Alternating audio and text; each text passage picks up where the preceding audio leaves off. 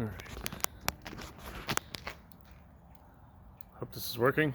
My name's Mark. I get a ton of questions about my Pathfinder. It's a 2008 Pathfinder, obviously. It's a V8. Came that way from the factory. I didn't convert it.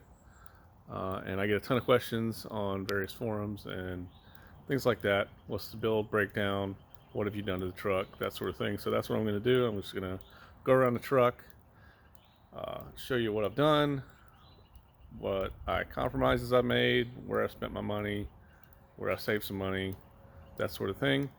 Here we go.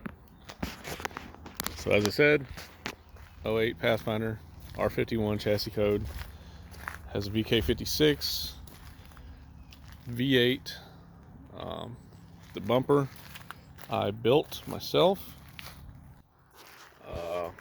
Basically, not because they don't make things. Oops, I just kneeled on my key there. Basically, I didn't find anything on the aftermarket that I really thought gave me the look I was sort of looking for, so I built it. Got the Hazard Freight Badlands 12,000 pound winch under there. This is basically a Warren knockoff. Got the old Safeco Amazon 9-inch LED lights. They work, but they're not ARBs or anything. Wheel and tire setups, 37 on 17-inch wheels. Pretty recent upgrade. That's why the wheels still look so clean. I actually haven't had a chance to wheel with this wheel and tire setup. I was running 35s before, and so yeah, on these you have to run a little bit of a spacer on the front, which I didn't want to do. I don't particularly like spacers, but it is what it is. The rear was already had spacers because of the Titan swap. I had spaced those out already, so that was, again, a compromise I had to make. But the front suspension is Titan swapped, which is basically upper and lower control arms from a Titan or Armada, as well as inner tie rod. As far as the shock, we have an 8-inch Fox factory coilover with a custom upper mount. Let's see if I can show this to you. It's all welded up by me. The upper control arm is also it's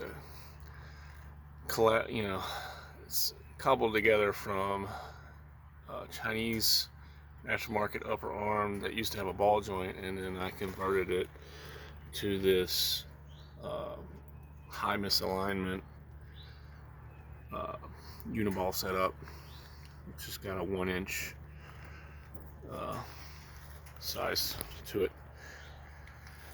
The sliders I built.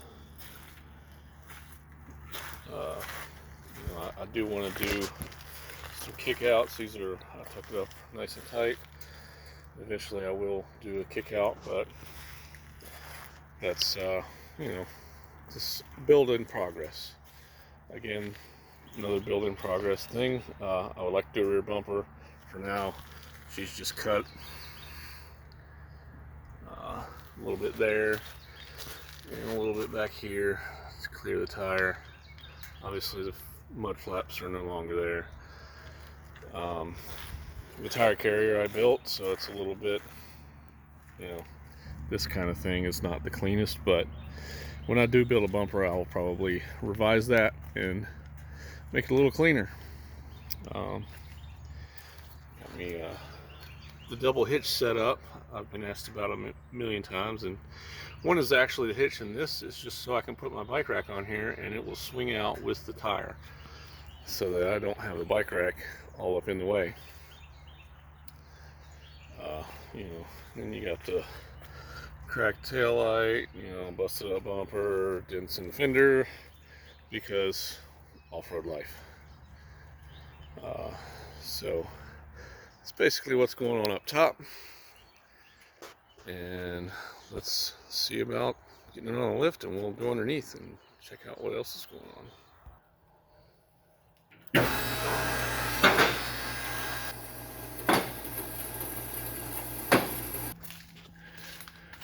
All right, here we are, up in the air. Oh, might as well plug the shop. Denver Automotive Specialty is my shop. So that's what I do, is Nissan Infiniti work. So this is basically, yes, it's my truck, but it's something to promote what I can do. So anyway, we got the lift kit. So this lift kit is from Spencer Low Racing. It's no longer something they make. They've been out of business for a while, but it's a very high quality kit, and something that I found locally for a song and dance. So that's why I have this. You're not going to be able to buy this for your setup. It was designed for Frontier. So the knuckles are all plate welded, plate and tube. Super strong stuff. These guys went desert racing with this setup. So this is not junk, which is one of the reasons I picked it up. It was local, and it was cheap, and it was good. So it's one of the compromises I made. Originally, I had wanted to do Titan uppers for a lift kit so that I could go with the different bolt pattern for the wheels, which has been a bit of a problem. But like I said, compromises were made, and that was one of them. So all that stuff, you know, Titan axles, Titan everything, Titan differential. This is a 3-rib 205 with 336 gearing currently, which is stock gearing for I guess the Titan and Armada with like a 4-wheel drive. I don't know if it's a tow package or not, but I want to say maybe there's another one with the big toe which has a 356 or something, but these are 336s. The V8 has plenty of torque and power to pull it, so no issues there. Skid plates are my own fabrication. They are multiple versions which have been welded together, and still need to do something about the diff, but this is all, you know, this setup is relatively new this year, and I just haven't really gotten around to straightening out the skid plate situation. This skid plate on the front bumper was, you know, something I wanted, the desert racer look, with the aluminum skid there. So this is one of the reasons why I built my own front bumper, was because nobody really made something that had that look. Going back, we have gas tank skid. You know, it works. It's just same stuff. 1/8 inch, bent up, relatively strong. I've rubbed it on some things, and it's held up just fine. To the rear end, which is where all the stuff most people have questions about lies. So we have, starting from the front, got stock transfer case. It still has the buttons and stuff inside, does everything like it's supposed to.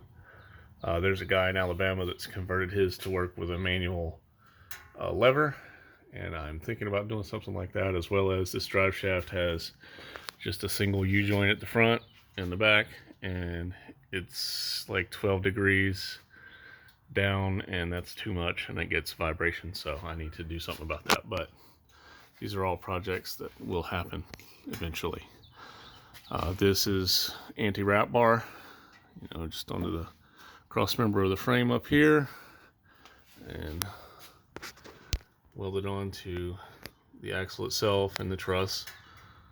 So that's that. And the rear axle itself is in M226 from, this is actually out of an Xterra Pro 4X. It's very similar to the ones in the Frontier Pro 4X as well as the Titan Pro 4X. It has electric locking differential, which is what this connector goes to inside there. I haven't built a cover yet. I've already slid this on a few things and we got a little bit of a leak, but we'll be taking care of that at some point. The shock setup is JK Jeep shocks. They're 10-inch travel, so you know, when we're flexed out, we're doing a little better than 10 inches at the wheel itself, just due to the fact that it's pushed out a bit. We got some of the old cheapy Daystar bump stops. Xterra leaf pack with an added leaf, which is, this added leaf's actually out of a Cherokee, but it keeps, you know, rotating out just whenever you flex it out. That's the thing that happens with leaf springs, and it's annoying. So All Dogs Off-Road makes a leaf pack or a added leaf for an Xterra that's 1.5-inch added leaf, and I think I'm going to pick that up because it's a full length and it's got the little, you know, these little things right here to keep everything in line. So we'll do that, and that's how that goes. The shackle is all Xterra stuff. Obviously the mount is custom welded onto the frame and all that stuff, and we've gone from spring over from the Xterra, or spring under for the Xterra, to spring over, which gives you about 5 inches of lift right there, along with an inch and a half or so there, and a little bit with the shackle and everything. So, you know, all in all, we're probably looking at 7 inches of lift. I'm not really sure. So we did have to relocate the evap canister. It was sort of up in here, where this, like right up in here behind the shackle. So it would not fit there. So moved it over to there, made a mount, ran some hoses, no big deal. We got all our brackets or stuff holding up the fuel fill hose and all that stuff, which was mounted to the rear subframe that was here, because this was, I don't know if you know this, but this was an independent rear suspension vehicle. We got some rock lights, little Flowmaster, and all that. You know, this is, exhaust is hacked off here, and I just built this out of shit I had laying around, and bought a Flowmaster from Summit Racing, and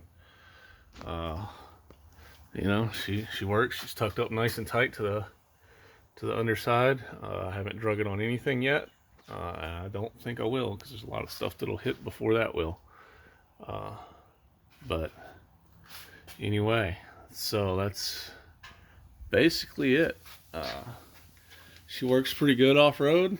Like I said, we got a little over 10 inches around that at the rear, and about the same at the front. And that's how it goes. It's a build in progress, and I hope you guys enjoy it.